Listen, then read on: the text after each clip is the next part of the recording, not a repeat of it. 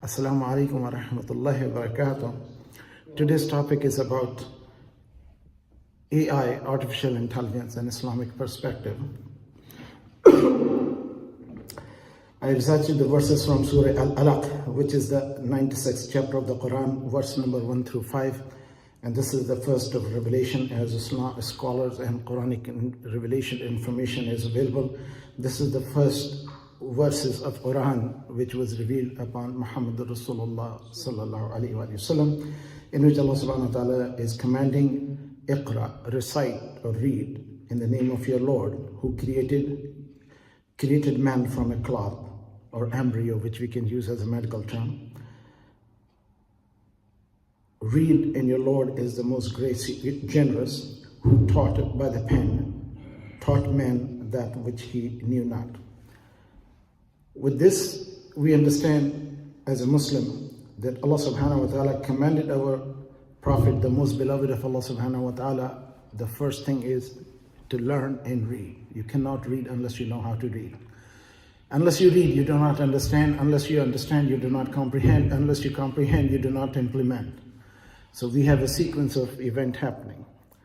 History of humanity, from what we believe is from Adam alayhi salam till Muhammad Rasulullah, until the last person born on the earth, Allah has given this innate quality of human, that when Allah subhanahu wa ta'ala presented Adam alayhi salam in front of the angel, وَعَلَّمَ آدَمَ الْأَسْمَاءَ كُلَّهَا ثُمَّ عَرَضَهُمْ عَلَى الْمَلَائِكَةِ فَقَالَ أَنْبِئُونِي بِأَسْمَاءِ هَؤُلَاءِ إِن كُنتُمْ صَادِقِينَ.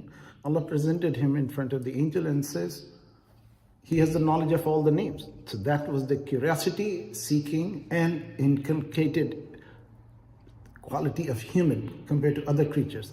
Many creatures, we know that they are not able to talk or communicate, and we see the two-legged, four-legged, or flying creatures and oceanic creatures. Nobody teach fish how to swim. Nobody teaches bird how to fly.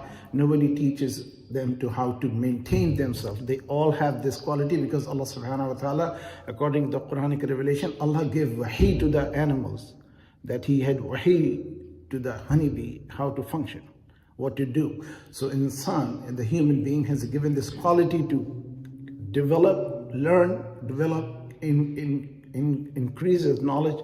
So humanity have evolved. According to what I have researched, to my understanding, humanity have been learning all along, but the most historical discipline learning system institution was established after Islam. In the 8th century, the first university in the humanity in the history of human were established by Muslims. Those were the people in the north, Morocco and Cairo. 9th century university was established. At that time, Europe and all over the world, people were in the dark ages, or what they call the medieval life. At that time, Muslims were in advanced level of education in university and institutions. Science and discovery and pondering and reflection and philosophy of different kinds were available, but the organized way of doing all this education and establishment of college, which is kulliya in Arabic, university, which is called Jamia, was established by Muslims. It is the Muslims who are them. As we know, the subject science and the thinking and research and pondering and application of things, such as algebra, was invented by Muslims. The arithmetic was evolved by Muslims. The numbers were known, the decimal was added, and zero was there, invented by Muslims, so that the algorithm was established by Muslims, on which today's technology of this computer and other technologies are based on. So these were all done by Muslim at one time. And then the Muslim, whatever good or right reason we all know, need to not to repeat, we left that seeking and leading to following. The first hospital was established by Muslims. It was called Bimaristan. The hospital was Muslim culture, called Bimaristan. The concept of jury, how to judge a case, from the community people were taken, and the job of the judge was to make sure nobody wrong or do the wrong judgment, or not providing the false witnesses. So judge's job was to make sure everything is done properly. And Muslims were the inventor of that. The concept of trust, people's wealth, property, The Maqasid al-Sharia, which I mentioned last time I was here, they were established by Muslims for Muslims and non-Muslims so that they will be not losing their assets and property and value and the preservance of faith and family and value and life and education. It was the purpose of the Sharia of Islam. So things were taken in a context to out of context. So unfortunately, things happen when the laws were made, because what we see today's laws in the Western country, they were all given by Muslims, because these didn't exist, and Muslims were the only one who established, organized, and how to manage as a minority ruling party. Muslims were minority rulers when they were spread all the way from Morocco to the Turkish China and all to the Chinese territory, and south as India and Africa, and north as Central Asia and southern Russia. Muslims were ruling. The 80% of populations are non-Muslims. So Muslims were administering them with their faith. Freedom of them to practice their faith were not imposed, and Muslim made everybody's rights to be preserved. So all what bottom line is that this is a knowledge. So Allah subhanahu wa ta'ala says, "Qul, say O Muhammad, هل يستوي الذين يعلمون والذين لا يعلمون إنما يتذكر أولو الألباب." Say O Muhammad, that is the one who have knowledge and the one who has no knowledge are equal. It's only men of understanding who will remember, the one who reflect upon things. So intellect and intelligence was given to Muslims to think over. The thinking is a part of a Muslim's mind. And that's why sometimes it is Muslims have difficult time to find the leadership if it is not the standard following the quality of what's supposed to be. So, and then in Surah Taha, verse number 114, Allah subhanahu wa ta'ala teaches us a dua. Say, O my beloved, وَقُلْ رَبِّ زِدْنِي عِلْمًا, and say, my beloved, Lord, increase my ilm. So the Muslims and the ilm and the knowledge and the seeking knowledge and developing knowledge, and what is the whole purpose of knowledge and education is to help the mankind, to help the humanity. We don't do things for the purpose of anything else other than serve the mankind and humanity. So here, what we have, a hadith from Tirmidhi, in which Prophet ﷺ 1400 years ago, this hadith is from Tirmidhi, number 2181. Nabi alayhi salatu wasalam said, the beastly creatures, like animals, the birds, our laces of our shoes, will be talking to mankind. It says, وَالَّذِي نَفْسِ بِيَدِهِ لَا تَقُومُ السَّاعَةَ حَتَّى تُكَلِّمُ السَّبَاعُ الْأَنْسِ وحتى تكلم الرجل عزبة صوته وشرك نعله وتخبره فخذوه بما أحدث أهله من بعد. Nabi Sallallahu said, I take oath I take qasam by the one who holds my life in his hand. Qiyamah, the day of judgment, will not be established until beastly creature will talk to the human, or they will communicate to each other. And a man whose strike will be able to talk to him, like whip. That was the word known that time, but that has to be understood in the modern context. And then he says his laces of his shoe will talk to him. So, and his loin, the thigh of the person, will inform about the spouse what they did behind his back or when he was not there. If you look in today's context of this hadith interpretation, today with the AI technology, they have done studies already on certain mammals and other oceanic creatures and other animal kingdom. They are doing more to understand their sound, the speech of the animal. The very well established study is done on the bats to understand what is their speech is. And now AI can interpret and human can understand what they are talking about. And Quran talked about the queen of the ants was talking to the people or of the other ants when Sulaiman alayhi salam, his army was going. So the first of all, Quran and Rasulullah, how would he know the queen was talking to the ants? It means they have a queen ruling to the ants communities.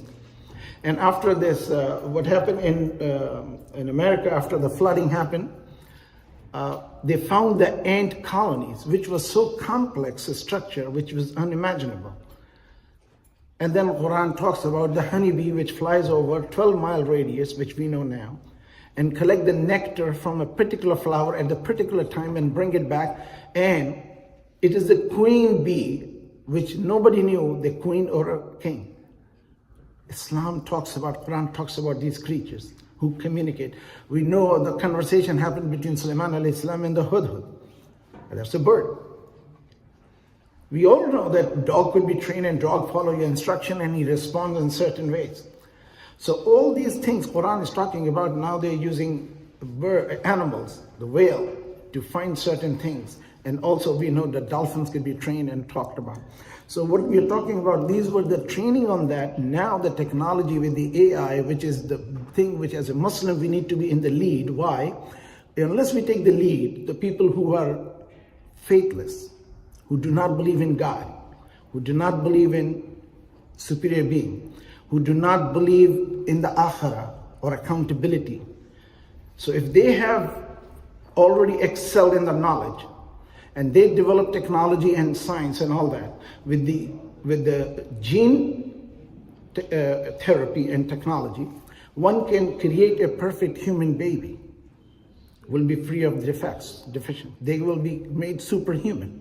With the robot and using the liquid medium, they are now making nerve cells put into the medium with the nutrients, which is in the human brain. The nerve cells start communicating with each other. And to few people who have knowledge, which just came in the news, those who are the top-notch people in the AI technology, they resign. They don't want to work anymore. They are against what the research is going to take them to. The robots will be practically like human, and they will be substituting humankind. What I'm thinking and my thoughts is that if nations such as the countries where do not have a belief, they have no faith in God, or even those who have faith in God, regardless, if they want to be the dominant superior race, and they are using technology as they are using in Gaza, that they do the program, the software decide where to bomb and the plane go and bomb those places. So this is how they're going to be developing these superhuman, or the one who can resist the weather, who can change appearance, who could have physical form where they can come out and identify this person is enemy and they will eliminate them. That might be a problem for the human existence in the future unless the people of faith and morals and ethics comes and decide how the limits of technology should be. And this is where the big dilemma of humankind is, that we and our future and our children, so we have to, Muslim have to take lead, as Muslim were the original educator of the world, who established the institutional system of learning and knowledge and spread it for the sake of mankind. The technology is moving in leaps and bounds within our own life. Within the person, myself, I'm 68. So we are talking about from not having phones to the cars, to the advanced car. So now the science and technology is coming to the level where people having a question about God, having faith in Allah. Science has to be very technically understood. It is a tool to serve the humanity and the creatures, not a source of faith, of a belief and not belief. And this is where the youth, are Muslim included, are leaving faith, or they think that they don't need faith. The spirituality and the faith is a separate thing compared to what we have physical existence. With the hadith is signifying that seeking knowledge is obligatory on Muslim is Sunan Ibn Majah. In this hadith it says, the hadith highlights the significance of continuously learning and acquiring knowledge, which can be applied to various fields, including the science and technology. Regarding moral and ethical guidance, the Prophet, peace be upon him, emphasized, the best among you is are those who have the best manner and character, from Bukhari. And this hadith underlines the importance of the good character and the ethics in all aspects of life, not just one. So science is a tool. It's not a God or substitute for the God or a source of faith. It can science is used for comfort of mankind. In other words, it was a time when people used to ride on a horse and buggies and camels and all that. Today we ride on a car. That does not make us not to believe there is a God.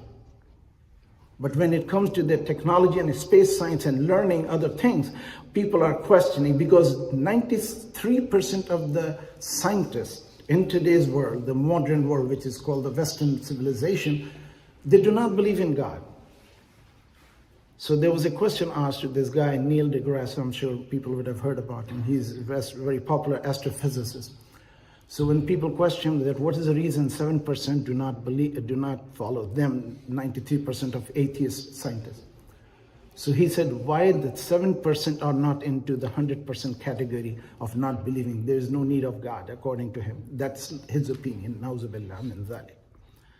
So my point is that if Muslims are not into the science and learning and discussing, and what's problem is happening is many of the people who are not taught in the religious and the Quran in the way it's supposed to be explained, with the diversity and understanding and expansion of the interpretation, then those young children of the Muslim background or the families, they also start questioning religion, and then they start doing searching online, which led them to total misguidance at many times. So we need to have this concept of sitting down and learning Quran from an alim. We have to not to rely, because why Christians left their faith? Because their faith was not explained to them in the way it's supposed to be. This very property we are sitting was a church made by devout Christians. Why did the people sold it? Why? They were not faithful to follow. Muslim children and Muslim community, we are very dirty in talking and fighting on the masjid politics. We have nothing better to do than attack on each other. There's a bigger tidal wave of future atheism, denial of the faith, not following the religion. Children do not want to come to the masjid because they say uncles are fighting and insulting each other. They are shouting and loud. We don't want to go there. We need to learn the etiquettes of masjid, house. We don't fight outside whenever our business. We only fight in the masjid for our business. What do you have to do with the masjid?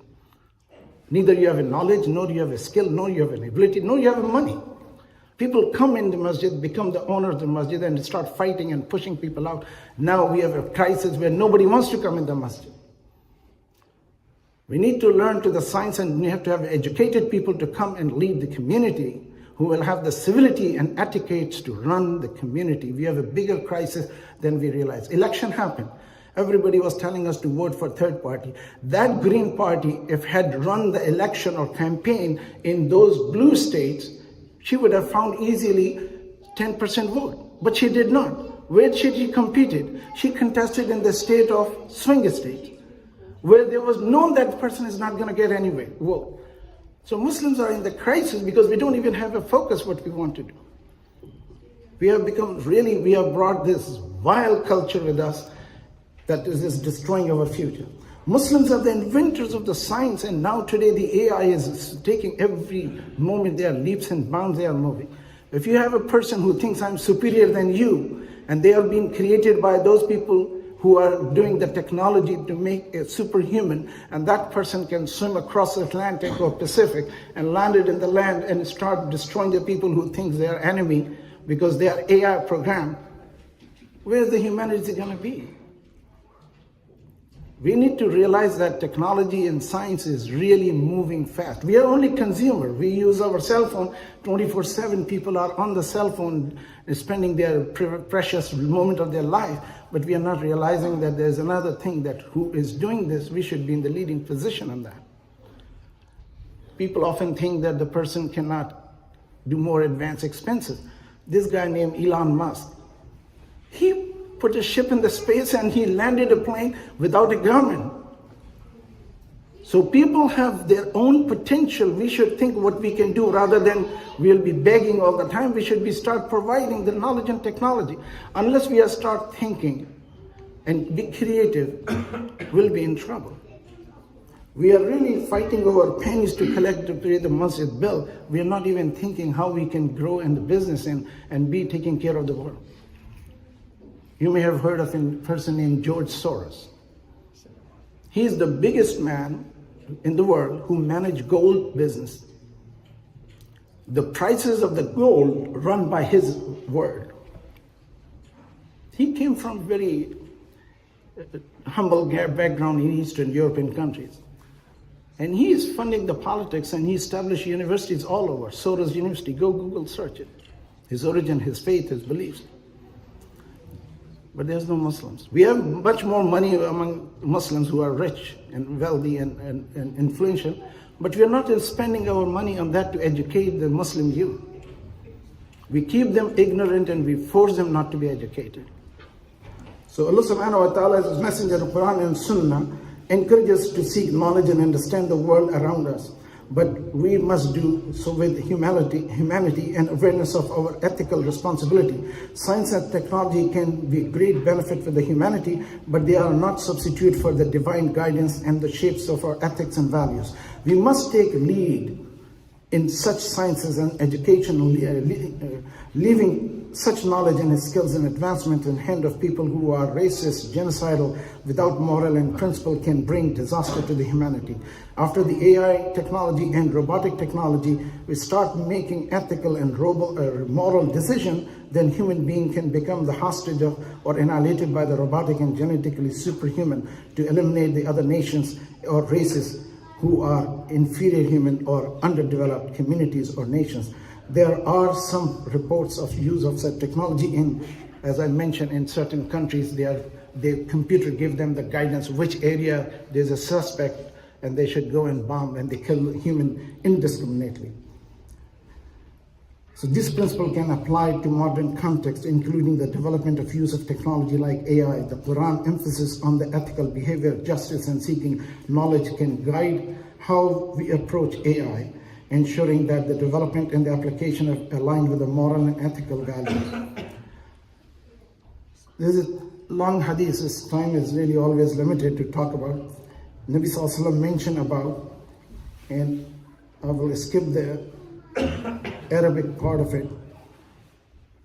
Inshallah, I will talk it next time. It's long. About the Dajjal al-Masih and Yajuj and Majuj and Isa alayhi salam coming, the end of the world. If you hear Yajuj Majuj will come down, Quranic word is they will descend. So where they are to descend, there must be another space creature which we do not know. They may be alien, what we do not know. And they will drink water from the Tigris River, which is Galilee, Sea of Galilee. That's salty water. The first, whatever the troops or group will land, they will drink the Tigris water. And the second group when it land, the Quran says, they will say there is nothing, or hadith says, sorry, I should not say Quran, it's a hadith, which mentioned, they will say, there was never a water in this area. So they were in the Sea of Galilee, the water has certain ingredients in it. We know there's more salt in oceanic water, but there may be other things in it which is nutrient for them, whoever they are. And they will drink it, and the second arrival of their team will find no more water left. So there will be so many, or whatever there are, and apparently they're described as their one ear will be long enough, they can use it as a bed, and the other ear will be long enough to use as a cover. No creature exists like that. So we don't know, but they will be coming. They'll be coming from somewhere. We do not know where. And Zulqarnain, what he talks about, where the sun set, he went there. Surah Kahf. Does sun set anywhere? Not on this planet. Sun sets in black holes where they disappear. The time stops there. There's a lot of sciences there that what we are learning today. The Quran talked about those things which we start thinking in the dimension. Rather than just doing a Surah Fatiha on the death of person, that is a spiritual part which we should do. But there is more so in the Quran that we need to reflect and ponder upon. May Allah subhanahu wa ta'ala guide us. Alhamdulillah Rabbil Alameen.